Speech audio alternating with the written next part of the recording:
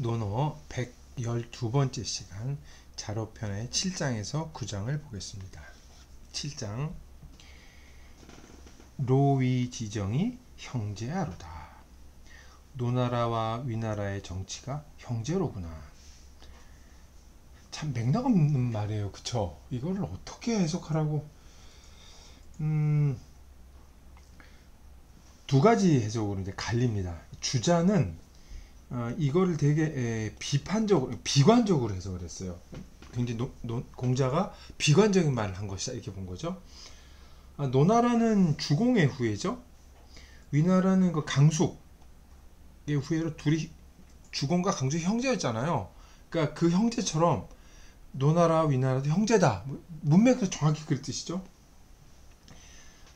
근데 형제였듯이 두 형제의 나라이니까 노나라 위나라도 형제다 이렇게 얘기를 하면서 중요한 건 정치도 어쩜 이렇게 형제처럼 잘 맞냐, 닮았냐, 어떤 면에서 못된 면에서, 타락한 면에서 이렇게 해석을 한 거죠.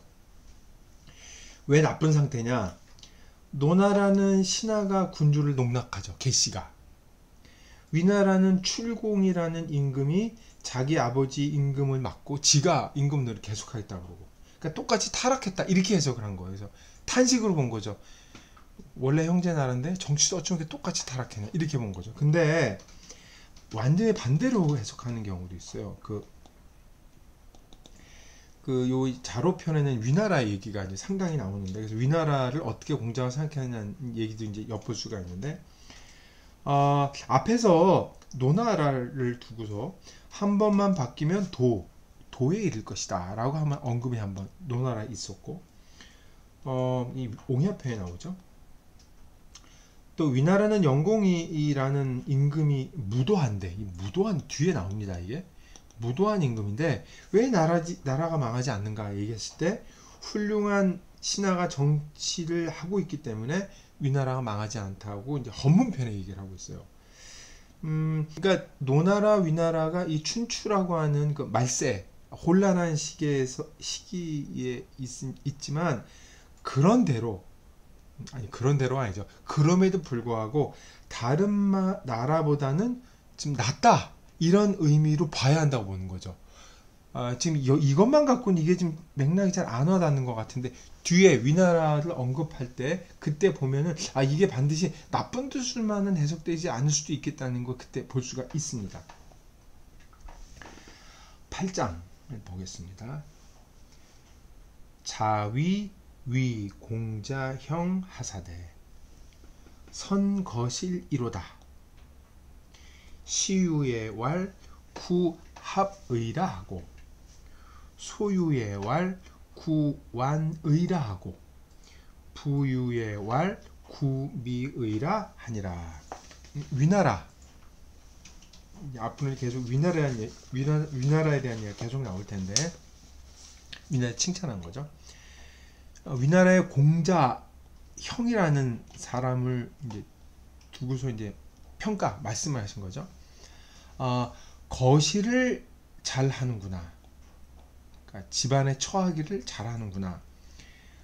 조금 처음 소유를 하자 말하기를 뭐 그런 대로 합한다. 그런 대로 잘 모아졌다. 제사에 잘 모아졌다 이렇게 얘기를 했고, 조금 더 갖게 되자 그런 대로 완비되었어 이렇게 얘기를 했고, 부유하게 되자 그런 대로 아름답게 되었구나 라고 얘기했다. 끝이에요 이게.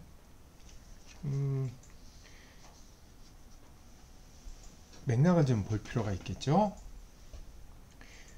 위나라의 대복 공자 형을 평하면서 이제 칭찬한 말인데, 그 구체적인 행동을 이제 거론을 하면서 얘기를 한 거죠. 칭찬어는 선거실이다 이거예요. 선거실이다. 선이란 한마디 말이죠. 이 거실이라는 게 이제 그 사람의 행태를 얘기한 거고, 그것의 증거가 시유에는 구합, 소유에는 구완, 부유에는 구미 이렇게 이제 얘기를 했기 때문에, 시유라는 상태에는 구합이라고 해서 좋고, 소유하게 되자 구안이라고 해서 좋고, 부유인 때는 구미라고 해서 좋다. 이런 걸 이제 얘기를 하는 거예요. 주석가들의 의견도 뭐 큰 틀에서는 다르지 않아요. 위나라 그 애공의 서자, 적자가 아니고 여러 이제 아들 중에 한 명인데 사치하지 않고 검소한 생활을 하는 것을 칭찬한 것처럼 큰 틀엔 전혀 문제가 없습니다. 오나라의 개찰이라는 사람이 공자보다 약간 그 선배인데, 개찰이라는 사람이 이제 남방에서 이제 오나라 야만의 국가에서 중원에 북방으로 올라와서 여러 나라를 이제 다니다가 위나라에 한번 왔는데, 위나라에 군자가 많구나라고 하면서 이 공자형을 언급을 합니다. 당연히 그 공자는 그걸 알고 있었고, 그거에 대해서 구체적으로 뭐가 훌륭한 점인지 부연 설명했다고 볼 수도 있는 거죠. 주자 해석을 한번 볼게요. 주자는 선거시를 뭐 집에 잘 거처했다 라고 해서 거를 일반적인 거실, 우리 거실이라고 그러잖아요. 거를 일반적인 뜻으로 이제 해석을 해. 특별히 주석을 안 달았어요. 주자는 여기에 대해서 일반적인 뜻이라는 게 너무 분명하다고 생각을 해서, 그러니까 뭐 집안 운영을 잘했다, 뭐 그런 정도로 볼 수 있을지 모르겠습니다. 여기는 이제 시, 소, 부 이렇게 되잖아요. 재산이 점점 불어나는 걸 나타내는 거죠. 주자가 주목하고 이 구자예요. 구자. 구. 재산이 늘어날 때마다 그 사람의 반응이 어땠냐. 그게 이제 그 사람이 이제 됨됨이를 드러낸다고 본 거죠. 이걸 뭐 그럭저럭 그런대로 이렇게 해석을 한 거예요.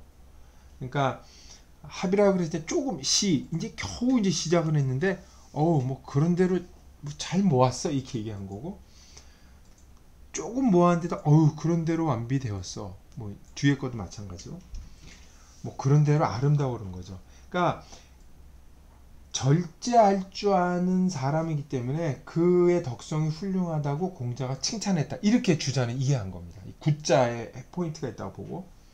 근데 다른 사람은 그렇게 본다면은 구자를 좀 더 적극적으로 해석해서 이거를 진실로를 보는 게 의미가 더 명확하지 않냐 본 거죠. 그러니까 겨우 시작했는데 정말 많이 가졌어 뭐 얘기한다든지, 조금 가졌는데 정말 나는 완전히 다 가지고 있어.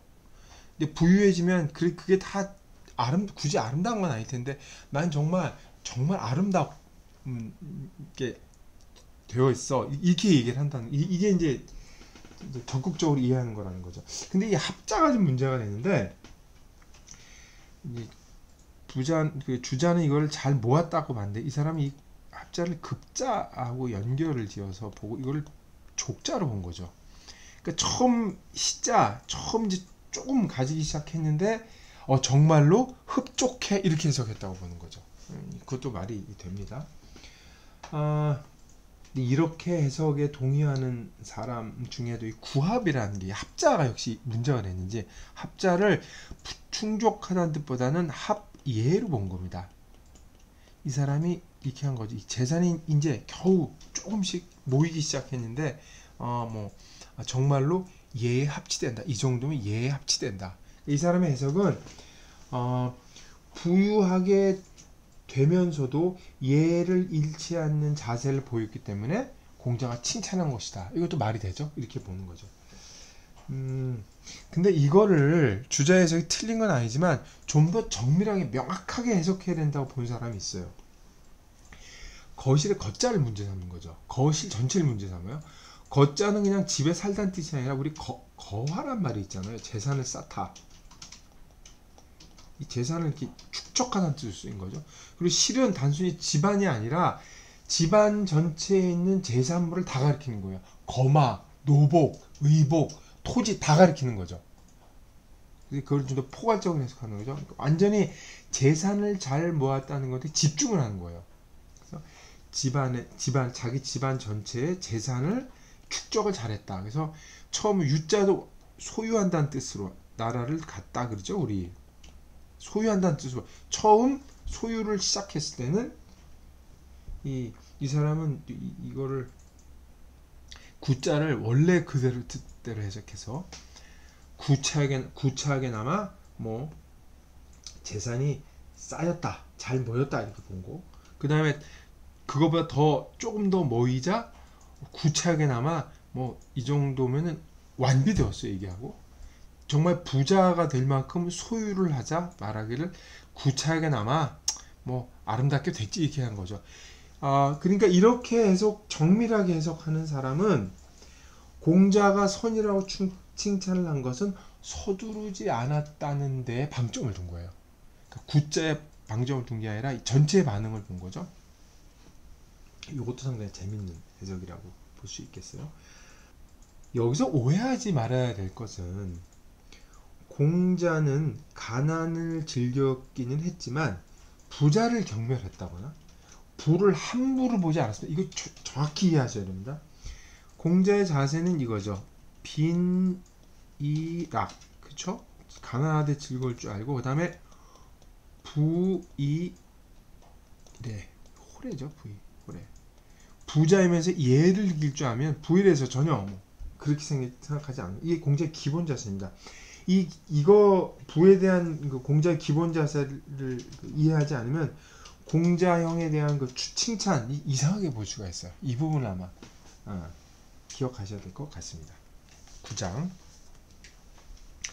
자, 적, 위 하실세 여묘, 복 이러니 자왈 서의제라 여묘왈 기 서의 임된 우 하가언 일이 있고 왈 부진이라 왈 기 부의 얻은 우 하가언 일이 있고 자왈 교진이라. 선생님께서 위나라에 가실 때 여묘가 수레를 몰고 있었다. 선생님께서 말씀하셨다. 많구나. 사람이 많다는 뜻이죠. 사람이 많구나. 여묘가 말하였다. 이미 사람이 많다면 또 무엇을 더하시겠습니까? 거기에 무엇을 더하시겠습니까? 부유하게 해주어야지. 백성들 부유하게 해줘야지. 뜻이죠? 이미 부유해졌다면 또 무엇을 거기에 더하시겠습니까? 가르쳐야지 이렇게 되는 거죠. 참 간결한 언명이에요. 여기 복이란 말을 했죠. 그러니까 이게 아마 이거는 공자가 위나라에 처음 가셨을 때 초기 진술인 것 같은데 위나라에 가셨을 때 느낌을 얘기하면서 그거에 대한 이제 문답을 한 것 같죠. 이 복은 보통 이제 종이라고 그러잖아요. 우리 노예, 종이라고 얘기를 하는데 원래 종이라는 뜻이긴 하지만 원래의 뜻은 급사라 그러죠. 우리 급사. 어떤 일을 흡족스럽게 잘 해주는 사람. 일에 대한 서비스를 잘 공급하는 사람 이런 뜻으로 볼 수가 있는데 수레 모는 일도 급사 그 일 중에 하나이기 때문에 복이라고 표현한 겁니다. 지금처럼 뭐 종이다 이렇게 표현하면 좀 문제가 있을 수 있어요. 여기가 공자가 얘기한 게 서 많다. 그 다음에 부, 그쵸? 그 다음에 교. 이걸 보통 이제 삼사라고 얘기를 합니다. 삼사. 그래서 통치자가 해야 할 임무 서, 부, 교 이걸 언급을 한 거죠. 공자 이후의 후대 문헌인 뭐 맹자, 다른 계통인 뭐 관자 등을 보아도 백성을 부유하게 하는 게 그 위정자들을 급선무라는 게 공통적으로 보입니다. 그게 이제 공자가 정확히 언명을 한 거죠.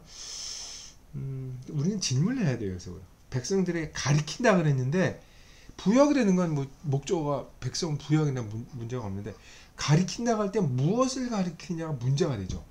무엇을 가르쳤을까요? 이건 아마 염두에 두시고 논어를 계속 읽으셨으면 좋겠습니다. 이상 112번째 강의를 마치겠습니다.